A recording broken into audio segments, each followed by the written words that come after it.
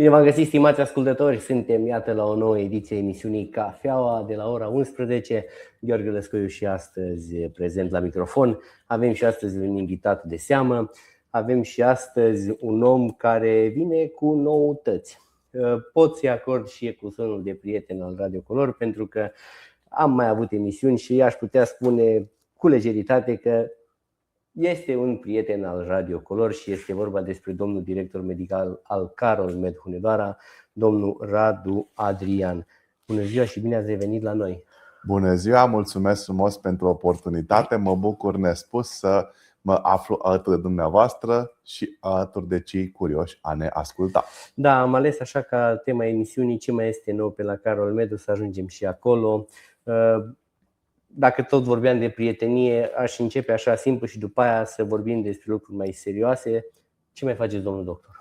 Vă mulțumesc frumos, sunt foarte bine. Sunt proaspăt specialist în boli endocrine și m-am reîntors după mai mult de 10 ani pe meleagurile natale în Hunedoara înspre a consulta pacienții care mi se adresează. Așa, întrebarea firească pentru cei care ne urmăresc. Când ar fi necesar, așa, hai să începem direct, când ar fi necesar un consult endocrinologic? O dată în viață, obligatoriu la toată populația. Fie că vorbim de populația tânără, fie că vorbim de populația adultă. Specialitatea mea nu are limită de vârstă. Specialitatea mea, și anume boli endocrine, se ocupă în special cu tratarea afecțiunilor endocrinologice și anume afecțiunile pe bază hormonală. Fie că vorbim de patologia glandei tiroide, fie că vorbim de patologia endocrinometabolică precum obezitatea sau patologia mineralosoasă precum osteoporoza, paleta mea de boli este largă. Și chiar recomand tuturor să meargă la endocrinolog cel puțin o dată în viață și cu atât mai mult dacă au un istoric de boli endocrine personale sau în familie. Bun, pe lângă glandă, care ar fi bolile pe care, denumirile, vă rog, care le cunoaște toată lumea, ca să fim mai familiarizați cu ele? Exceptând diabetul zaharat, care este apanajul colegilor de la diabetologie, 90% din pacientele mele sunt în general femei, deci avem o explozie de boli la nivelul sexului feminin, dar și bărbații se confruntă cu boli endocrine. Și, din păcate, acum, la ora actuală, este o explozie de boli autoimune, în special tiroidita autoimună, celebra boală autoimună Hashimoto, care în timp dă hipotiroidism, deci o funcție scăzută a glandei tiroide, pentru care va trebui să luăm hormon de substituție. De asemenea, vorbim de o epidemie de obezitate. Obezitatea este o boală cronică și chiar ascultam cu stupoare un raport al Organizației Mondiale a Sănătății care a spus că până în anul 2050, la nivel mondial, 1 din 4 persoane va fi cel puțin supraponderală, dacă nu obeză. 1 din 4 persoane, este îngrijorător. De asemenea, pentru că suntem în județul Hunedoara și, în general, populația este îmbătrânită și o populație uzată, pentru că a lucrat în general în industrii grele, precum industria metalurgică, avem boli precum osteoporoza, care este o boală foarte parșivă, în sensul că nu doare, dar care se poate complica și poate duce la evenimente nefaste. Că vorbeam de osteoporoză, vreau să ne oprim un pic. Cam de când ar apărea? Nu are o limită sau nu are o dată cam pe când ar putea să apară? Prototipul acestei patologii este femeia aflată în postmenopauză, deci 10 ani de la ultimul ciclu menstrual, dar pot să apară și osteoporoze secundare în cadrul anumitor boli cronice, precum boala cronică de rinichi sau bolile inflamatorii intestinale, dar nu în ultimul rând poate să apară și la pacienții care se află sub medicație cronică, de exemplu corticoterapia. Sunt anumite medicamente care dau în timp scăderea densității mineral-osolare și atunci trebuie să facem acest test DEXA, deci este vorba despre o osteodensitometrie segmentară prin care vedem exact cât de gros sau cât de slab este osul nostru. În special avem 3 situsuri care sunt cele mai importante. Avem coloana vertebrală șoldurile bilateral și nu în ultimul rând radiusul, deci osul de la mână. De la mână. Bun, asta oarecum am anticipat întrebarea care vreau să vă adresez: ce afecțiuni tratează endocrinologul? Întreb pe omul, Radu Adrian, este o meserie grea? Atâta timp cât faci ceea ce îți place, nu. Bineînțeles, sunt provocări. Viața este o provocare non-stop și iar în medicină tot timpul trebuie să fii la curent cu cele mai noi informații, astfel încât să ții pasul și să poți oferi pacientului un tratament complet, complex și individualizat pe patologia fiecăruia. Eu personal fac ceea ce îmi place și nu consider că mă oboește această meserie. Din contră, mi-au ce foarte multe satisfacții profesionale și nu numai. Am înțeles. Vreau să ne întoarcem la endocrinologie. Ce investigații se fac la endocrinologie în cadrul unui consult? În cadrul unui consult, pe lângă o anamneză, deci o discuție minuțioasă medicală cu pacientul și, bineînțeles, o examinare fizică, este foarte importantă ecografia. Eu fac ecografie de tiroidă și în scop de screening, ecografie mamară pentru femei, dar am și bărbați care mi-au trecut pragul. Pe lângă aceasta, în caz de nevoie, eu efectuez și biopsii de tiroidă. La nivelul municipiului Hunedoara suntem singurul centru unde se fac aceste biopsii, pentru a putea vedea dacă nodurii tiroidieni ai pacienților sunt fie benigni, fie canceroși. Bineînțeles, urmând ca după consultație pacientul să primească niște recomandări, un set de analize. Această specialitate este dependentă de analizele medicale, și anume analizele de laborator. Bineînțeles, și anumite explorare imagistică suplimentară, precum o mamografie, am vorbit anterior de testul DEXA, exact. Un CT sau un RMN, depinde de patologia fiecăruia în parte. Dar, grosomodo, în cadrul clinicii Carol Med din Hunedoara, noi consultăm și efectuăm ecografii, bineînțeles, după caz biopsii. Urmând ca atunci când omul și-a efectuat toate investigațiile, să vină la mine înspre a le interpreta. Încă un lucru mai vreau să vă mai întreb: care este media de vârstă care vă calcă pragul? În general, endocrinologia, după cum am spus, nu are limită de vârstă. Eu personal m-am axat în special de la vârsta de 16 ani, fie că vorbim de femei sau bărbați, pentru că până atunci se consideră că tot sistemul endocrin este destul de matur ca să poată să fie consultat de către absolut oricine. Sunt colegi care s-au lăsat și spre partea de endocrinopediatrie, dar eu personal nu sunt unul dintre ei. Am avut pacienți de la 16 ani, cred că cea mai în vârstă pacientă pe care are 83 sau 84 de ani. Deci nu este o limită la care se poate să apară aceste boli. Dar, în general, prin prisma faptului că suntem într-un județ cu populația îmbătrânită, aș spune că majoritatea persoanelor sunt cel puțin în vârstă de 40 de ani. Cum putem să lămurim o persoană care avea nevoie de un astfel de consult? Prin educație medicală. Din păcate, trebuie să spun cu tristețe, acum trăim într-o societate în care nu s-a pus deloc baza pe screening. Ce înseamnă screening? Facem prevenție. Mergem să ne facem cel puțin de 2 ori pe an niște analize uzuale. Mergem la o ecografie. Mergem la o electrocardiogramă. Și bineînțeles, pe baza ce vedem, putem să găsim boli care pot fi evitate și care, prin evitarea lor, duc la complicații nefaste, care în general duc înspre deces.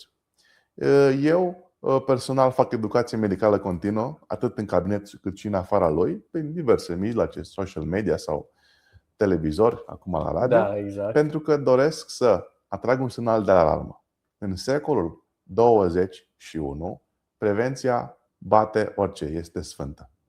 Și îndemn toată populația generală să aibă încredere în profesioniști și nu în orice fel de profesioniști, ci în aceia cu care empatizează. Fără a empatiza și a dezvolta o relație de respect și de încredere reciprocă cu medicul, tu ca și pacient nu ai șanse în a-ți rezolva sau controla maladiile. Am înțeles. Iată, ne-am lămurit și cu astfel de lucruri. Acum vedeți dumneavoastră, spuneați de populație îmbătrânită și așa mai departe. Și costurile ar fi? Ne puteți spune niște, cam cât ar fi? Păi, în primul rând, La mine, cel puțin în Da. centrul Carol Med, eu consult atât în relație contractuală cu Casa de Asigurări de Sănătate. Deci dacă ești asigurat în România și te prezinți cu un bilet de trimitere emis de către medicul de familie, consultul nu costă absolut nimic. Bineînțeles, consult și în regim privat, atât în Hunedoara cât și în alte localități.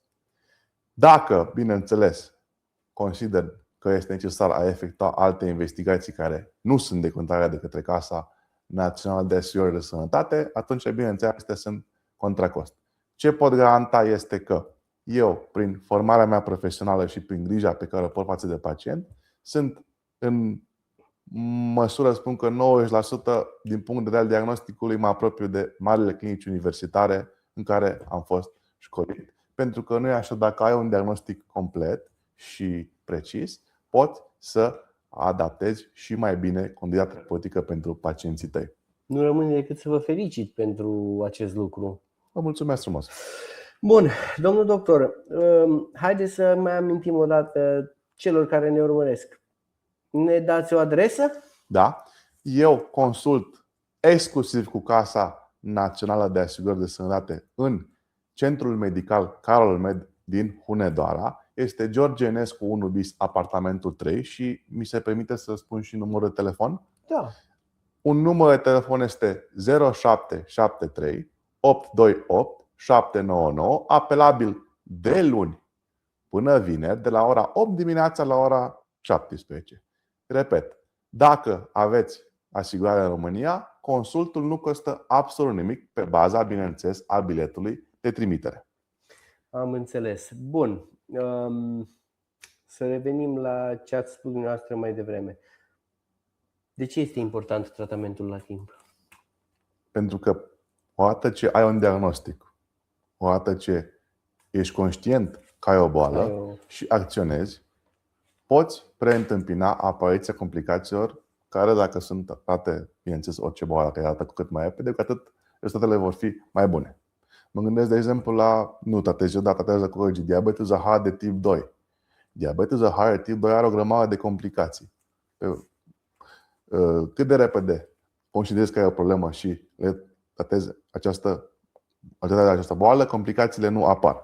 De exemplu, alt exemplu pe care vi-l pot da este obezitatea. Obezitatea este factor de risc pentru 13 tipuri de cancer. 13 tipuri de cancer.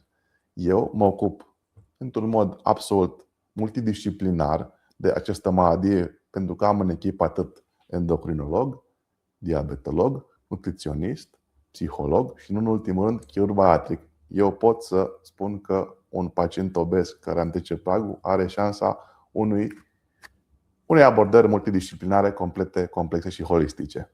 Dacă tratăm din timp și preîntâmpinăm apariția complicațiilor obezității, putem spune că ne-am îndeplinit scopul ca și practicieni în medicină. E clar că toate aceste lucruri probabil apar din alimentație, nu? Alimentație, Cum da. putem face? Că acum ce mai știm noi dacă este sănătos sau nu este sănătos, sau este bine sau nu? Că deja vă dați seama, poate multă lume este bulversată. Nu mai știm ce mâncăm bine, ce nu mâncăm bine. Acum, eu le spun pacienților mei și o să adresez și tuturor celor care ne urmăresc într-un limbaj foarte accesibil, ca să înțeleagă toată lumea, indiferent de nivelul de pregătire pe care îl are. Dacă bunica dumneavoastră nu ar fi mâncat acele preparate din farfurie, nu o faceți nici dumneavoastră. Acum, asta a fost așa mai mult în scop umoristic. Trebuie să revenim puțin la chestii mai serioase. Eu spun așa: odată cu industrializarea proceselor prin care 8 miliarde de oameni, că atâta suntem la ora actuală în lume, au nevoie de mâncare, bineînțeles că am pus pe plan secundar anumite chestii. Mâncăm foarte bogat caloric, cu nutrienți foarte puțini. Această mâncare ultraprocesată, care are, bineînțeles, anumite beneficii dacă vorbim de populația generală, dar în general sunt multe dezavantaje de a o consum, este foarte interesantă și foarte proastă din punct de vedere calitativ. Acum vine, ne apropiem încet cu debutul sezonului estival. Îndemn pe toată populația României, nu numai a județului Hunedoara, să mănânce foarte, foarte multe fructe și legume, proaspete. În general le spun să evite freșurile, pentru că acestea sunt foarte mult sunt bogate în fructoză și fructoza în cantități mari nu este sănătoasă pentru organism. Salate. Și din punct de vedere al cărnii, în general recomand să își procure carnea de la acei mici furnizori, pentru că pot să fii sigur că este de mai bună calitate și să își gătească acasă. Ok, multă lume acum este foarte preocupată pentru că sunt poveri financiare. Asistăm la un context geopolitic foarte dificil și spun: doctor, nu am timp să mănânc tot timpul gătit. Ok, atunci le spun în felul următor: faceți-vă pachet de acasă, pentru că atunci vei ști clar că mănânci exact cât ai nevoie, mănânci cu ce ești obișnuit și ce îți face ție bine și îți face plăcere și, în ultimul rând, îți vei seta un program strict de mese. Le spun tuturor: nu este numai ormit 3 mese pe zi și 2 gustări, dar le mai spun o chestie: mâncați doar când vă este foame. Și mâncați lucruri de bună calitate, pentru că dacă veți investi în alimentația și sănătatea noastră, veți putea duce bine mersi pe lumea asta. Domnul doctor, o întrebare mai personală, dacă vreți. 3 alimente pe care dumneavoastră le-ați scoate. Sucurile carbogazoase, un suc, ori de care vorbim, nu facem acum reclamă la ele, pentru că nu avem voie. 2 litri de suc acidulat pot să conțină și 2 căni mari de zahăr. Imaginați-vă că dacă veți consuma 2 litri de produse carbogazoase, veți ajunge la 2 căni de zahăr. Până la 2 căni de zahăr. Asta obligatoriu. Asta e una. Bun. Al doilea. După aceea, foarte, foarte bine mi-ați ridicat minge la fileu, orice mâncare ultraprocesată. Adică tot ce veți vedea la raft că este fast food, nu este de bună calitate. Vorbeam cu cineva și spunea că, acum fac o paranteză mai largă, după standardele pe care le avea România de alimentație în regimul comunist, nu mai erau valabile, dar aminte acum cu câtă informație știm și câte cercetare s-au făcut. Deci vă dați seama cât de toxice sunt pentru noi. Și am spus 3, deci am spus de băuturile carbogazoase, am spus de mâncarea ultra-procesată, pentru că sunt și lucruri bune care le găsim în supermarket, sunt congelate și sunt ok. Le recomand ca oamenii să le cumpere. Așa. Și al treilea, aș spune foarte, foarte important, nu este aliment, dar aș preciza fumatul. Independent dacă este de tip vaping sau fumat cu țigarete, este toxic. Și chiar citeam săptămânile trecute că în unele situații vapat este mai toxic chiar și decât fumatul convențional. Chiar și acum tot mai multă lume este cu acele... Din fragedă pruncie, vedem copii, am văzut pe stradă de copii, am întrebat ce vârstă au, 10, 11, 12 ani. Fumează. Expunerea la astfel de lucruri toxice înainte de o maturizare completă psihică și fizică este cu atât mai toxică. Și aici am spus de alimente. Al treilea element ar fi zaharurile ultra-rafinate.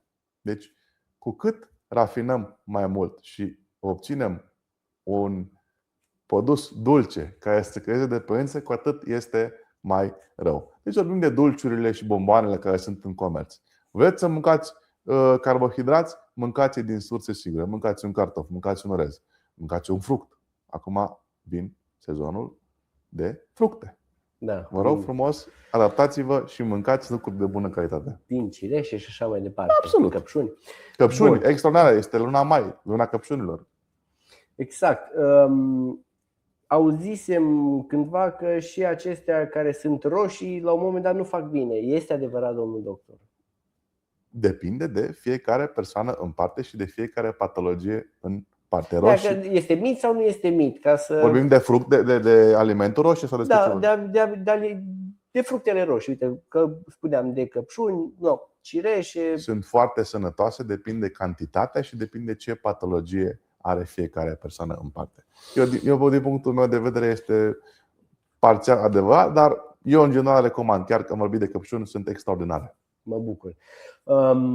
Pentru că am ales așa ca tema emisiunii Actualități în endocrinologie la Carol Med Hunedoara. Domnul doctor, ce mai este nou la Carol Med Hunedoara? După cum am spus, am reușit bineînțeles și cu sprijinul autorităților locale, cărora vreau să le mulțumesc și special domnului președinte Adrian David, să intrăm în relație contractuală cu Casa de Asigurări de Sănătate, astfel încât și mai multe persoane să beneficieze de serviciile noastre. După cum am spus, suntem singurul centru de la nivel municipal, nu știu dacă se mai face la nivel de județ, nu mă întrebați, care efectuează puncții biopsie cu ACFIN și al doilea centru din Transilvania care este specializat pe tehnicile minim-invazive, aceste tehnici revoluționare prin care putem să scăpăm de operații la nivel organelor tiroide, fie că vorbim de ablația cu radiofrecvență, fie că vorbim de sclerozarea cu etanol. Acestea sunt două lucruri cu care ne mândrim absolut din toate punctele de vedere. Pe lângă aceasta, anul acesta vrem să ne dezvoltăm. Am început, după cum am spus, să tratăm în context multidisciplinar obezitatea, care este o boală cronică, din păcate din ce în ce mai deasă la populația chiar pediatrică și nu numai populația adultă. Da. Exact. Și atunci am spus că o să ne perfecționăm și pe această ramură. În linii mari, cam despre asta este vorba în materie de endocrinologie. Bineînțeles, Centrul Medical Carol Med are la ora actuală m-am uitat să 36 de colaborări active, peste 20 de specialități. Momentan doar una este în regim cu Casa Națională de Asigurări de Sănătate, dar pe viitor dorim să ne dezvoltăm, poate chiar în viitor apropiat. Deci nu aveți o dată?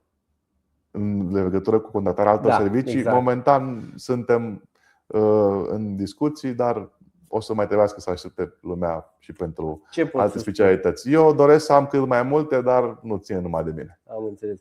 Ce să zic, Doamne ajută, domnul doctor, și spor la treabă în continuare. Vă mulțumesc frumos. Cam astea sunt lucrurile pe care am vrut să le atingem în această emisiune. Ați vrea să mai completați ceva? Ați vrea să mai spuneți un lucru în plus? Credeți că nu am atins tot? Eu cred că în linii mari am atins tot și chiar au fost un set de întrebări foarte bune pentru care eu vă felicit. Încă o dată, dacă oricine are nevoie de subsemnatul, mă găsește în județul Hunedoara, în relație contractuală cu Casa de Sănătate, la Centrul Medical Carol Med din Hunedoara, municipiul Hunedoara, județul Hunedoara, unde am o paletă largă de servicii. Dacă sunt curioși, pot să acceseze Google-ul, să scrie numărul meu și sunt la un click distanță cu absolut toată paleta, cu toată lista de prețuri. Mai consult în două orașe din județ, în Petroșani și în Brad, dar pentru asta vă rog frumos să vă interesați, pentru că nu am voie să divulg numele acestor entități. Acolo este doar în regim privat, la Petroșani și la Brad, dar ofer aceeași paletă largă de investigații și în aceste praxisuri în care activez, pentru că am vrut să fiu mai aproape cu cunoștințele mele de locuitorii județului, în zone în care, din păcate, acestea sunt privați de servicii de endocrinologie, și anume Petroșani, respectiv Brad. Bun, domnul Radu Adrian, vă mulțumesc pentru că, iată, ați fost în studioul nostru, ne-ați lămurit, ne-ați adus noutățile, ne-ați spus cu ce vă ocupați încă o dată. Noi încă o dată vă felicităm pentru ceea ce faceți. Ne bucurăm tare să vă avem în mijlocul nostru, vă mai așteptăm. Spor la treabă în continuare. Vă mulțumesc frumos și vă mulțumesc încă o dată că m-ați invitat. Mă simt foarte bine aici la dumneavoastră în studio. Sper să mai am ocazia și pe viitor să vin să vă povestesc despre ce am mai făcut nou. O să răspund tot timpul pozitiv invitațiilor dumneavoastră și le mulțumesc tuturor care ne aleg și motoul după care mă gândesc a fost medicină cu mintea și sufletul. Vă aștept în cabinetul consultației, dacă bineînțeles considerați că vă pot fi de folos. Bineînțeles, cu siguranță. Stimați ascultători și urmăritori de pe Facebook, iată, aceasta a fost emisiunea Cafeaua de la ora 11. L-am avut invitat pe Radu Adrian, medic specialist endocrinolog și director medical Carol Med Hunedoara. O completare este Radu Mircea Adrian. Este foarte corect, dar lumea mă știe Nizal după Mircea. Deci Radu Mircea Adrian. Haideți că nu v-am botezat, e bine. Nu, absolut. Bun. Eu sunt Gheorghe Lăscoiu și vă doresc o zi bună în continuare. Numai bine. La revedere, zi deosebită.